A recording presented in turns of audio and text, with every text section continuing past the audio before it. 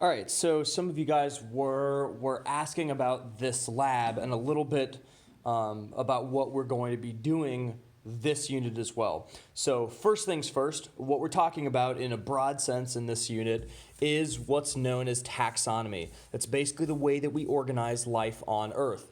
A taxonomy can also be a word for an organized, ranked grouping of almost anything too. Think about it in terms of a taxonomy. The way that we organize the branches of government, for example, is a taxonomy. There are three main branches of government: legislative, judicial, and executive. But at the same time, if you look at, for example, the executive branch, that's a ranked system all the way from the President of the United States all the way down to local police officers as well, even like the federal, the state, and the local level. So we're dealing with ranked taxonomies of living things. So let me give you an example. These are all of the aliens that we're working with. You're an alien biologist looking at new worlds. Congratulations on your promotion. So when you look at all of these aliens, what I want you to do, first of all, is separate them into three groups. Okay, so I'm just going to make a group up. You can make up your own groupings because, again, we don't really know what these animals are like either. So we're not sure what groupings we would even want to put them in. So I saw some of you guys doing head shape. I saw some of you guys doing numbers of eyes. I'm going to choose one just out of the blue that I think is kind of whack. Let's go ahead and do body spines, okay? So generally speaking, I'm going to say that we have kind of three spine body types. We have lots of spines, we have spines on the side, and then let's take one of these that has no body spines. So let's organize all of these guys based on those into the three big groups. I think I also said you could have two big groups too.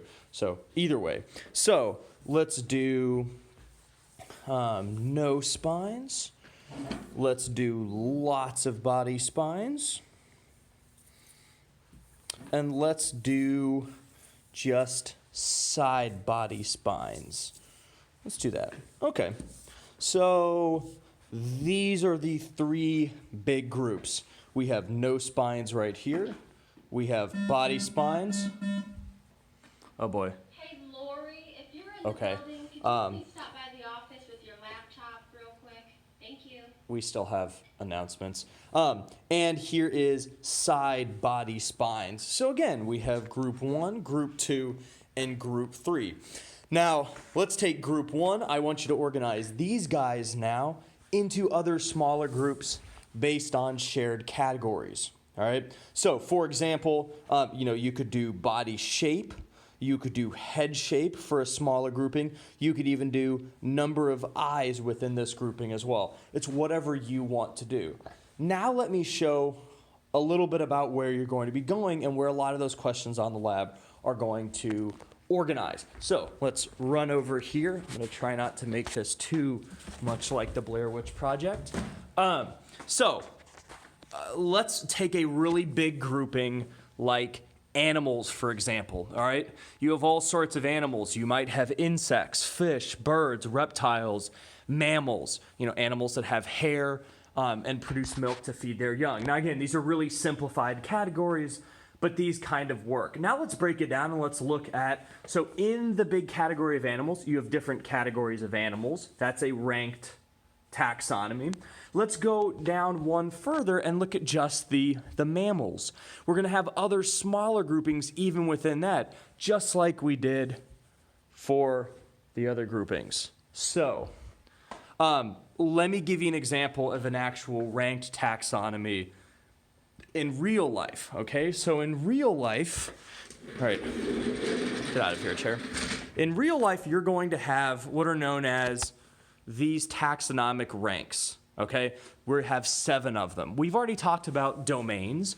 There's 3 domains. There's archaea, bacteria, and eukarya.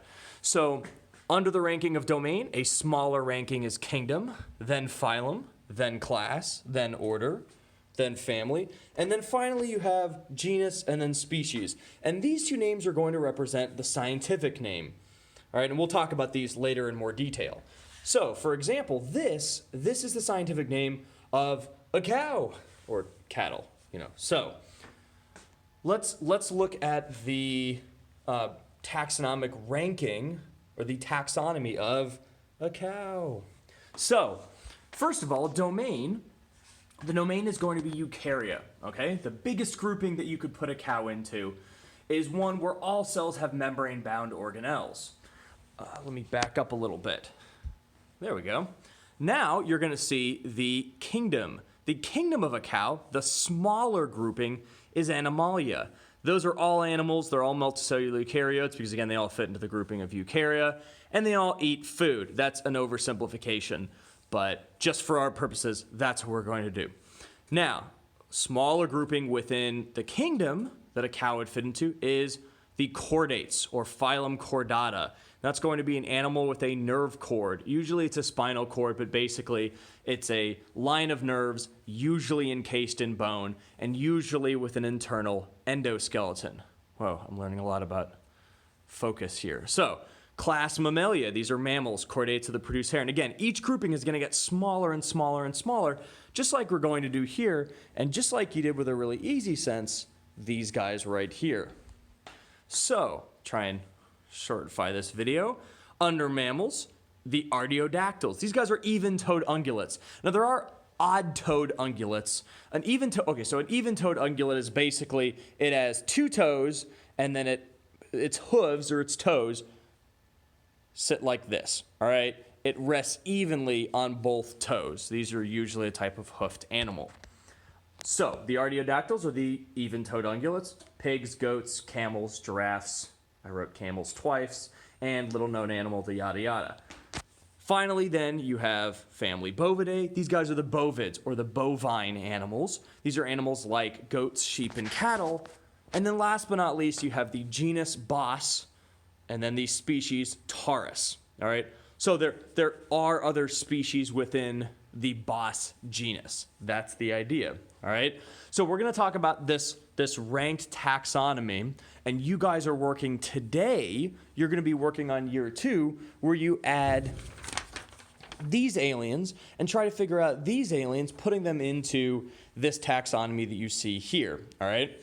One thing you're going to notice is that your taxonomy is going to have to be flexible because then these aliens are going to look a lot different than these. And this actually makes a lot of sense. A lot of new organisms that we are going to discover, especially ones we're going to talk about tomorrow, they don't really look like the ones we're already aware of.